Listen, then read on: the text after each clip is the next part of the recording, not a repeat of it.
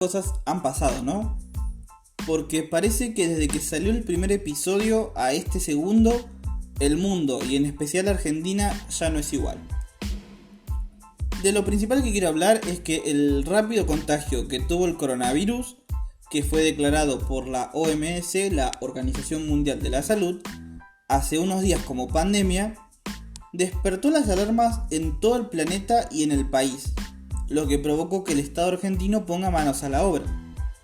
Pero antes de hablar de la situación argentina, quiero detenerme en algo, porque este virus mundial desnudó una de las grandes problemáticas que los sistemas liberales individualistas modernos poseen, que es la falta de solidaridad política, un concepto muy importante. Estos sistemas políticos, y vuelvo a remarcar lo de individualistas, son destructores de los lazos de responsabilidad política con el otro, algo que esta pandemia ha aprovechado al máximo. Uno de los brazos de acción de este tipo de ideologías es el recorte fuerte de las acciones del Estado, con una cantidad de argumentos tan falibles que ya les digo que es tema para otro podcast. Este mito extremista de que en el primer mundo todo funciona bien se desmoronó ante el coronavirus, ya que en los países donde se ha dado un crecimiento de la salud privada, pero en detrimento de la pública, o sea, donde el Estado no tiene una fuerte presencia, no se supo dar una respuesta ante esta enfermedad, o no se supo dar una respuesta rápida aunque sea. Los países que han desmembrado al Estado no tienen la suficiente fuerza de coacción para controlar la propagación del virus. Pero ojo, con esto yo no estoy diciendo que un Estado totalitario daría una mejor respuesta. No podemos inferir eso.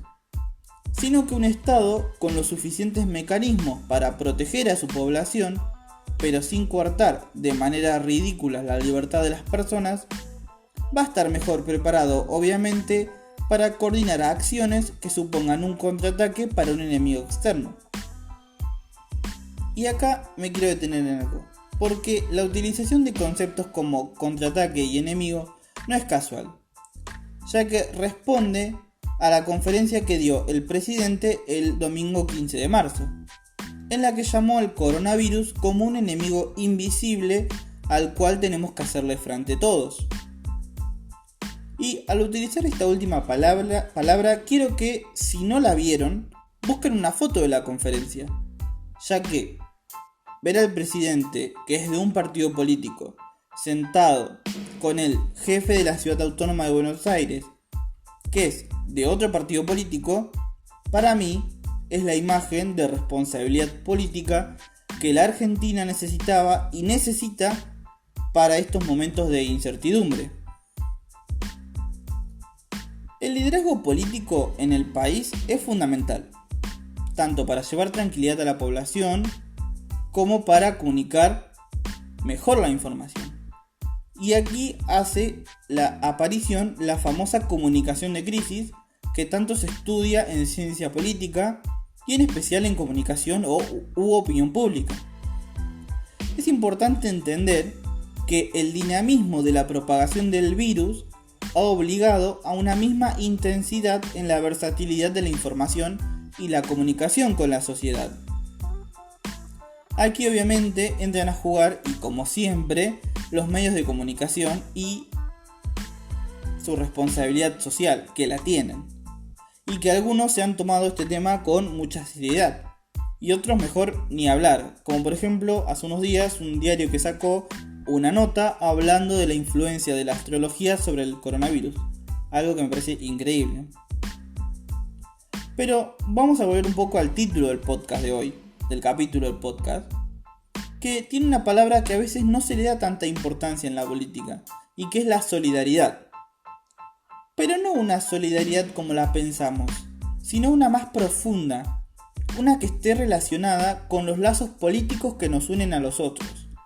Por ejemplo, en el contexto de esta pandemia, ser solidario con el otro es, por ejemplo, atender a las medidas dispuestas por el Estado y ponerse en cuarentena si uno ha estado en países de riesgo o en contacto con personas que hayan llegado de esos países. Por ejemplo, en la conferencia antes mencionada, Alberto Fernández hizo mención a un caso específico de una persona que, intentando violar la cuarentena y obviamente incumpliendo el protocolo de sanidad, agredió a golpes a un guardia de seguridad del edificio donde vivía, para luego amenazarlo. O también tenemos imágenes que se han vuelto virales en supermercados o farmacias de mucha gente que se lleva el alcohol en gel y no deja que otras personas lo puedan comprar. Estas imágenes nos demuestran el egoísmo o el nivel de egoísmo en el que se encuentran algunas personas que poseen una responsabilidad social. Más que nada frente a esta pandemia, en el que es importante entender que si no nos cuidamos todos, no nos cuidamos ninguno. Pero ojo, porque esta falta de solidaridad con el otro está incrustada en la base ideológica de los sistemas políticos individualistas que hablábamos hace un momento. Porque la acción social y estatal está tan mal vista y hasta a veces tildada exageradamente de comunista, que se argumenta siempre en contra de la importancia de la necesidad de un Estado presente, por ejemplo. Y vamos a hablar de uno de los estandartes de este tipo de pensamiento en Sudamérica, que es la presidencia de Bolsonaro en Brasil.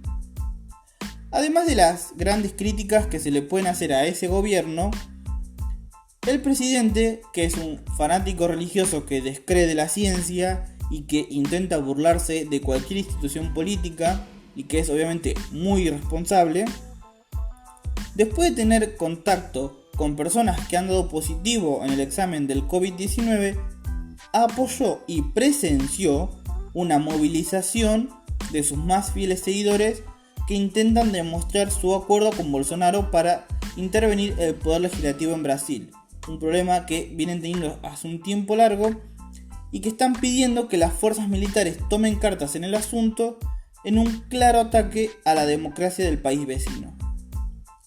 Pero Brasil no es el único ejemplo de un poder político irresponsable, porque en México el presidente en varias ocasiones se burló de la propagación del virus y ahora este país está registrando cada día más casos positivos.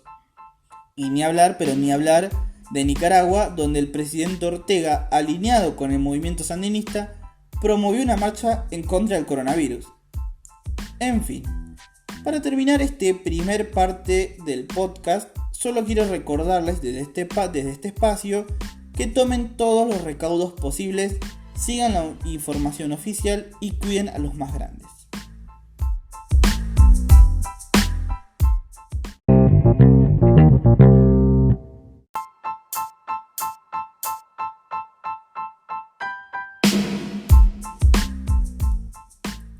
Bueno, arrancamos con la segunda y última parte del podcast, que se lo vamos a dedicar un poco al rol del Estado y enfatizo qué importante es el rol del Estado. A la fecha de hoy, 16 de marzo de 2020, con más o menos 60 casos positivos confirmados, el gobierno argentino empezó a mover sus engranajes para ponerse a disposición y resguardar a sus ciudadanos.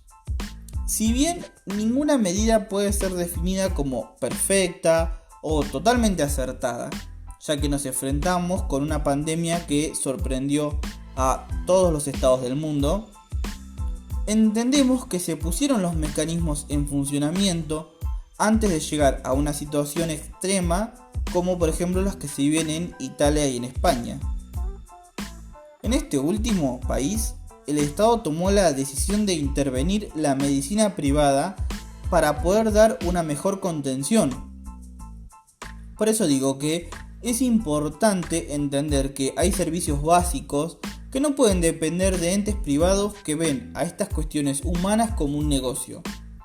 La tradición sanitaria que se encuentra en Argentina, creo yo que es uno de los bastiones que tenemos para hacerle frente a este virus. Y yo pregunto, ¿no? A los que defienden esta utopía de que el Estado tiene que desaparecer frente a las fuerzas de la privatización de sectores básicos. Esa utopía donde todo es visto como un costo-beneficio Y esa supuesta mano invisible, que en mi opinión hoy en día más invisible que nunca, podría regular la sociedad y sus problemas. A mí me gustaría saber qué empresa privada gastaría en logística y combustibles para hacer viajes a varias partes del mundo y repatriar a los argentinos que han quedado varados, como lo está haciendo hoy Aerolíneas Argentinas. Esto que estamos viviendo hoy en día no nos tiene que pasar desapercibidos, porque la importancia de un Estado presente es vital. Y no hablamos de un Estado populista, porque esta última palabra es tan usada, está tan mal usada que su significado está muy desvirtuado. Abro paréntesis, porque si quieren saber más sobre este concepto, yo les recomiendo un excelente libro de una politóloga argentina que se llama María Esperanza Casullo, que el texto se llama ¿Por qué funciona el populismo? Bueno, hablamos de que, mal o bien, siempre necesitamos un gobierno que nos proteja frente a situaciones que provoquen o ataquen el tejido social en el que vivimos. Y quiero terminar este podcast con la frase que nos ha dejado el presidente de Francia, Emmanuel Macron, que es de centro derecha, a no olvidar eso. Él dijo: lo que ha revelado esta pandemia es que la salud gratuita, nuestro estado de bienestar, no son costos o cargas, sino bienes preciosos y tipos de bienes y servicios que tienen que estar por fuera de las leyes del mercado. Bueno, esto fue el segundo capítulo de Acordemos no estar de acuerdo. Espero realmente que lo hayan disfrutado y que les haya gustado. Nos vemos la semana que viene para más política y más debate. Hasta luego.